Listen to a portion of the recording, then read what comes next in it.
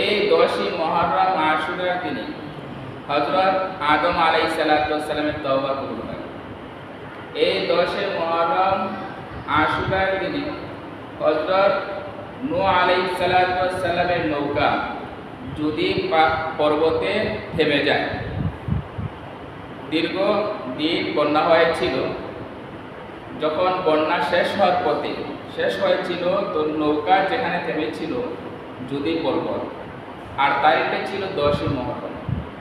এই 10ই মুহররম হযরত আইয়ুব আলাইহিস সালাতু ওয়াস সালাম রোগ থেকে মুক্তি পান। এই 10ই মুহররম হযরত ইব্রাহিম আলাইহিস সালাতু ওয়াস সালাম নমরুদের আগুন থেকে সুস্থ সবলভাবে বের হয়ে আসেন। এই 10ই মুহররম হাদিসের আলোকে যেটা জানা যায় যে হযরত মূসা আলাইহিস সালাতু ওয়াস সালাম এবং তার উম্মাহ বনী ইসরাঈল ফেরাউনের কবল থেকে রক্ষা পান। সহিহ বুখারী শরীফের 2004 নম্বর হাদিস, আব্দুল্লাহ ইবনে আব্বাস রাদিয়াল্লাহু আনহু বর্ণনা, আন ইবনে আব্বাস রাদিয়াল্লাহু তাআলা আনহুমা قال قدم النبي صلى الله عليه وسلم المدينة فرأى اليهود تصوم فقال ما هذه؟ قالوا هذا يوم صالح، هذا يوم نجى الله بني إسرائيل من عدوهم فصامه موسى فقال فأنا أحق بموسى فصامه وأمر بصيامه أو كما قال عليه الصلاة والسلام।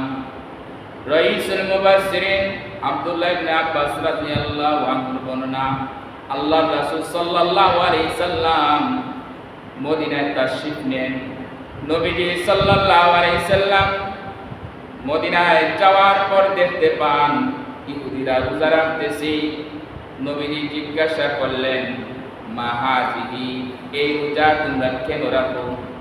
তখন ইহুদিরা জবাব দেন, হাযা ইয়াউমুন সালিহ, এই 10 তারিখ, এই 10 মুহররম একটি শুভ দিন। এই শুভ দিনে নাজ্জাল্লাহু বনী ইসরাঈল মিন আদুবিহিম, এই দিনে আল্লাহ রাব্বুল আলামিন বনী ইসরাঈলকে ফেরাউনের কবল থেকে রক্ষা করেছিলেন। ফাসামাহু মূসা, তাই মূসা পয়গম্বর এই দিনে রোজা রেখেছেন, তাই আমরাও রোজা রাখি। নবীজি সাল্লাল্লাহু আলাইহি সাল্লাম উত্তর দেন, ফাআনা আহাক্কু বিমূসা, তাহলে আমি তোমাদের চেয়ে, তোমরা ইহুদিদের চেয়ে মূসা পয়গম্বরকে বেশি অনুসরণ করার বেশি হকদার। ফাসামাহু, এরপর নবীজি সাল্লাল্লাহু আলাইহি সাল্লাম এই 10 তারিখ 10 মুহররম রোজা রাখেন। ওয়া আমারা বিসিয়ামিহি, এবং সাহাবাদেরকে 10 তারিখ রোজা রাখার নির্দেশ দেন। তাহলে এই হাদিস দ্বারা বোঝা গেল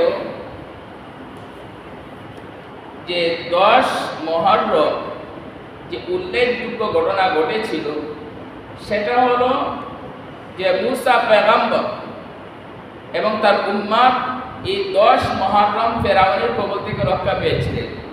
তাই মূসা পয়গম্বর শুকরিয়া স্বরূপ রোজা রেখেছিলেন।